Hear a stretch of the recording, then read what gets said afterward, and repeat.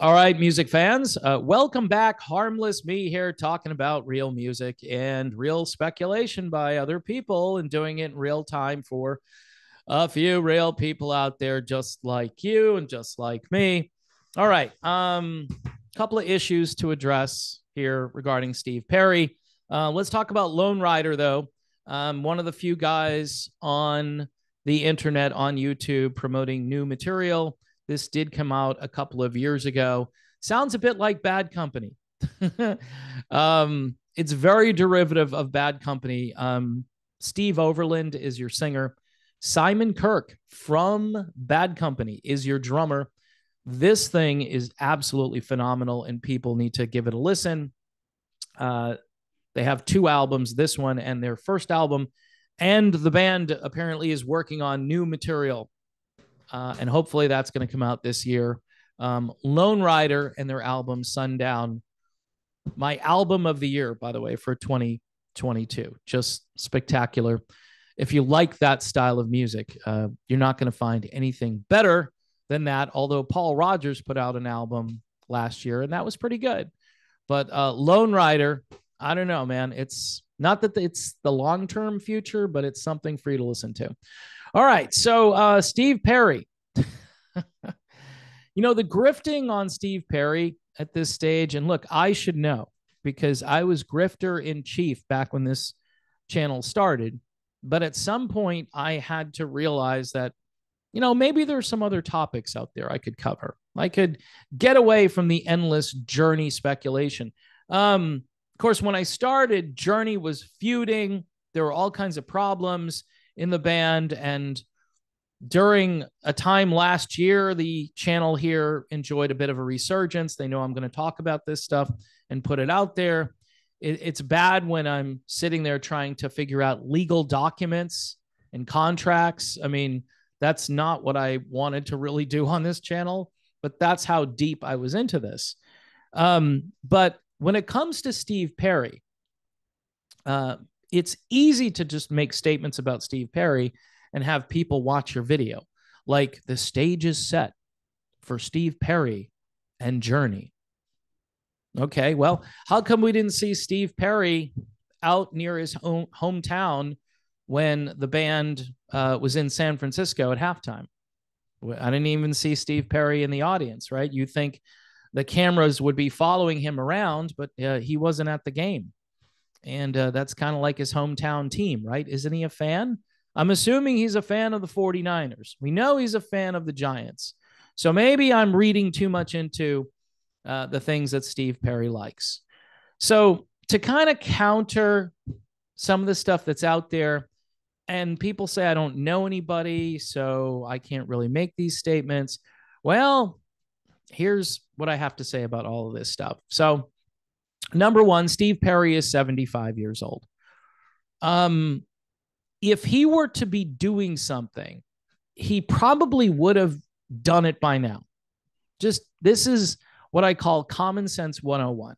All right. If he were to tour with Journey or reunite for one show with Journey, I think he would have done it by now. Doesn't mean he couldn't still do it, but to put it out there like, yeah, he's definitely coming back. Now, when the Freedom Tour started and there was talk of what the band was going to do for their 50th anniversary, a bunch of names, of course, were kicked around, and Steve Perry was one of those names. I remember asking one of the band about Ross Valerie coming back, and I got a firm no on that. That bridge had been burned, so there was no Ross. A few people were talking about Ainsley Dunbar. I had even mentioned Jeff Scott Soto. Why not? He was the bridge from Steve Augeri to Arnell, and I think it would have been nice to have Jeff out there. I mean, we know one thing about Soto is he'd be able to sing the material without auto-tune and without anything else going on. But that was also a firm no. So Perry obviously is the person that everybody keeps talking about as if he was in the running. Now, Greg Raleigh did come back for one show. I think it was in Houston or Austin or somewhere very close to where he lives in Texas. That was pretty cool to see Greg Raleigh out there. And that appearance created a lot of buzz and a lot of additional hopium that Steve Perry would be coming back at any moment. And of course, that didn't happen.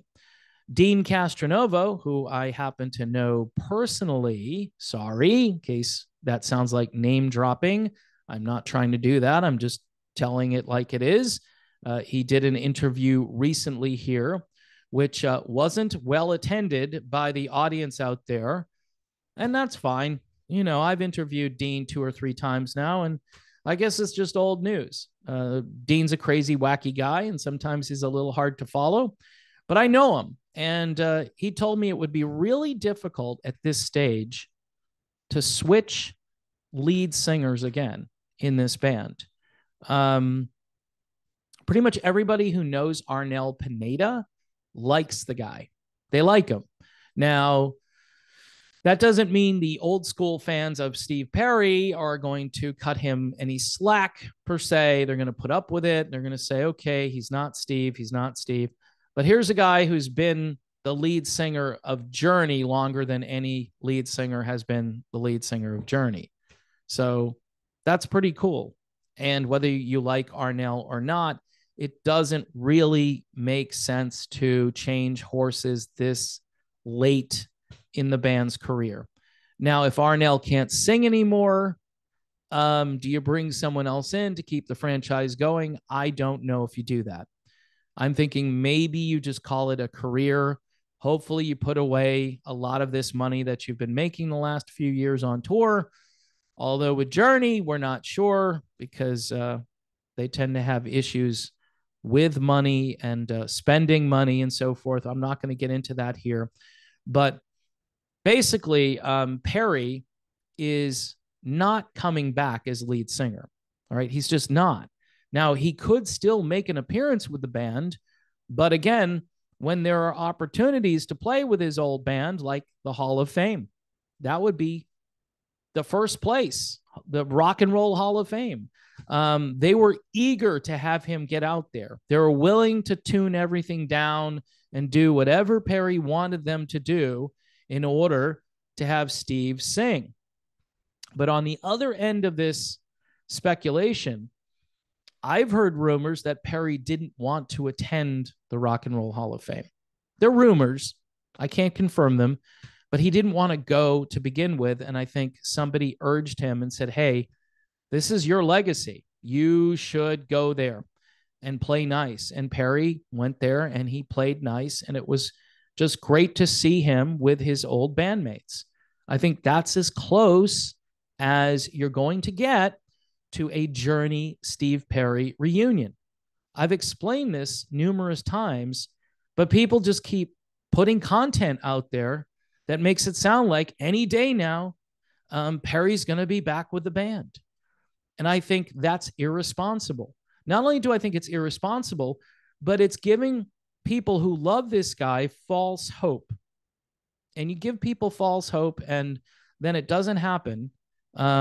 Those people are going to be very sad and very disappointed. So again, you had Greg Raleigh come back, but you didn't have Steve Perry come back. You had the 49ers game. Now, let's go back to some of the information that's out there that is fairly reliable. This is fairly reliable stuff. So Perry, by all accounts, is still mad with Kane and Sean. Now, his anger or his frustration with Neil Sean and Jonathan Kane may not be as bad because you had one article out there that said, oh, the stage is set now for everybody to get back together again because Perry dropped his trademarks lawsuit. I'm thinking, this is what I'm thinking. I'm thinking that Perry was basically shooting himself in the foot because I think his original contract would make him money if these guys made money on trademarks, putting, slogans on T-shirts and coffee mugs. I think Perry would still get a cut of that based on his 1998 Sweetheart Golden Parachute deal.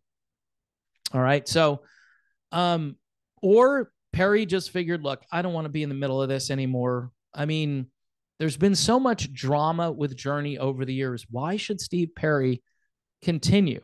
with that. I mean, his life, the last, I don't know, 30 years or so, has been one where he calls the shots. And if he wants to participate in something, he will.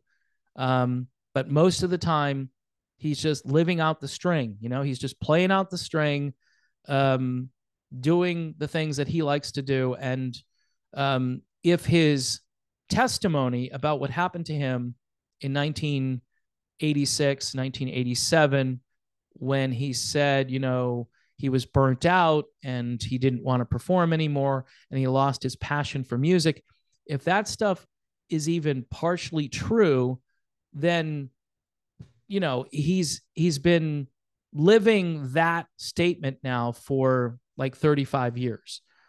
He did obviously go out for his second solo album, and he reunited with Journey to record an album that I believe was part of a contract that the band had to fulfill. And so that was an important moment where, that reunion obviously would rekindle talk about a tour, and then everybody involved wanted to tour except for Steve Perry. Now, we all know about the legendary injury, and then Perry says, well, it wasn't a group decision. I mean, but even after the fact, like I've always said, if Perry wanted to go out on tour with Journey, I think he could have made one phone call and Steve Augeri would have left, or whoever was piloting the mothership would have said, you know what? Yeah, Perry's back, so I'm out of here. That would have been one phone call, and Neil and John would have jumped on that because that would have been a very lucrative tour. All right. So I think Perry is still somewhat we'll say disappointed with Kane and Sean, just a little disappointed. Neil said fairly recently that he was done offering olive branches to Steve Perry. Does it mean that Neil wouldn't continue to think about reuniting with Steve Perry? I'm sure he thinks about it, but he used to go on Twitter and Instagram and all these places where he hangs out, and he used to say, hey, it would be great to go out with Steve Perry and have that cup of coffee finally. Perry told Rolling Stone, this is after Traces came out, that Neil wanting to work with him again was not a good enough reason to reestablish a relationship with him. Now, I'm paraphrasing a bit, but that's the gist of it. Somebody just wants to work with you. Doesn't sound like he really wants to be my friend. He just wants to work with me. That's what Perry said. I had personal conversations. This is me talking to Andy Green from Rolling Stone. And we went back and forth a lot because at the time, Neil Sean was saying it was the media that was stoking this problem.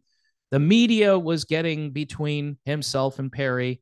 And Andy Green told me, no, I mean, this interview was brutal. He basically was telling me Steve Perry's facial expressions, like they were talking, and then he mentions Jonathan Cain, and Perry becomes very agitated during the interview.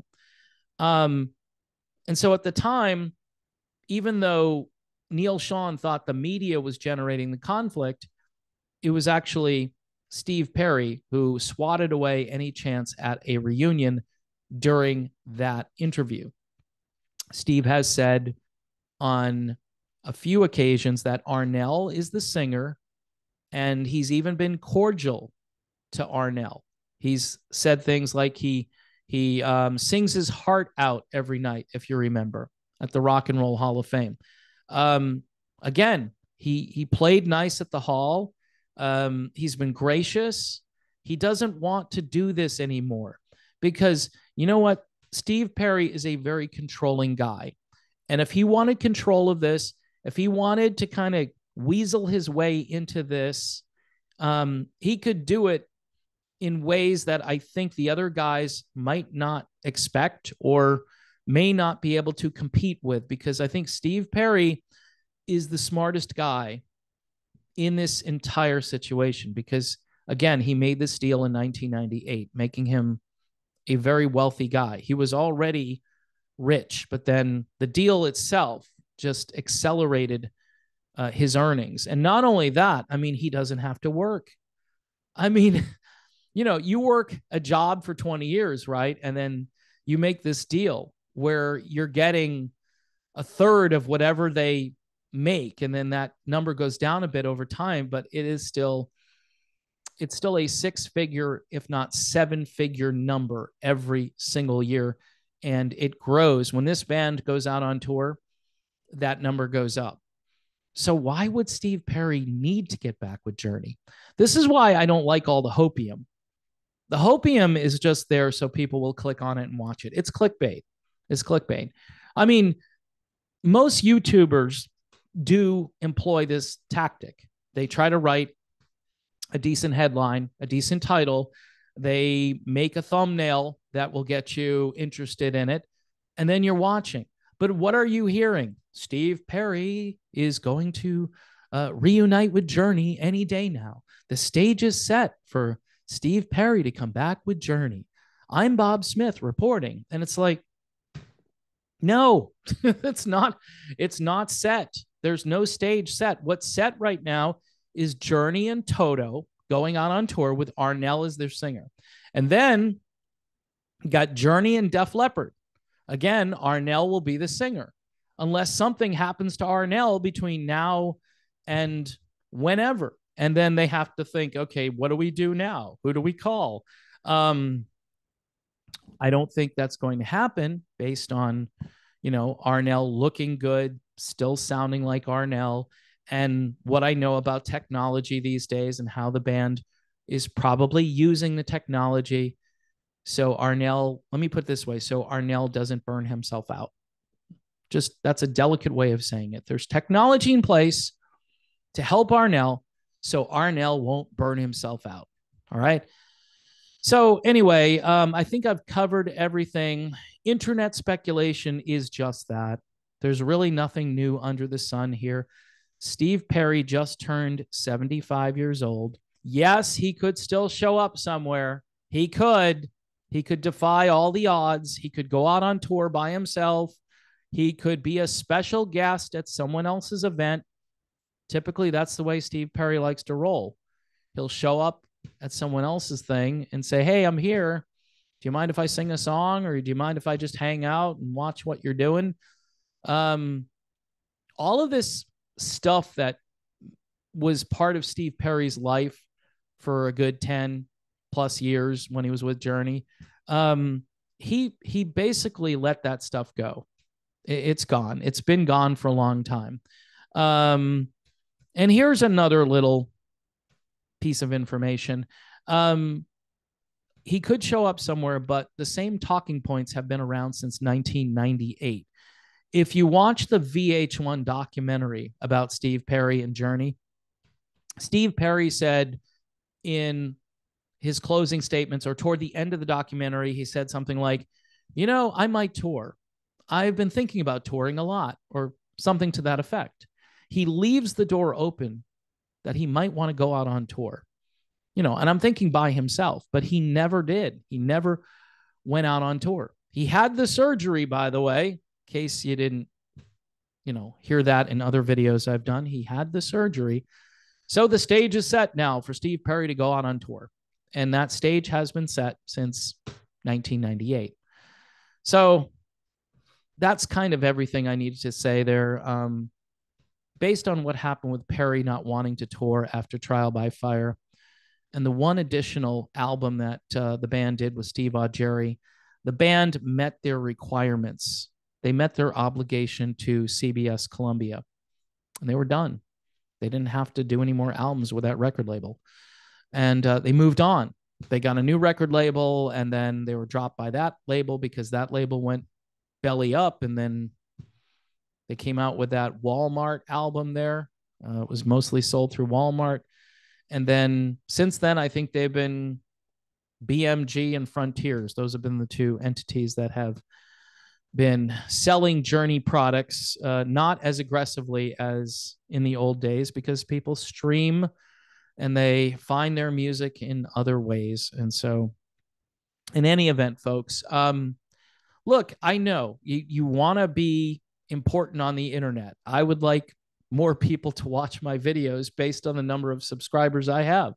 It's disappointing to see a video get thousands of views and the person putting the video out there has like, 1,000 subscribers, and you're like, huh, that's interesting.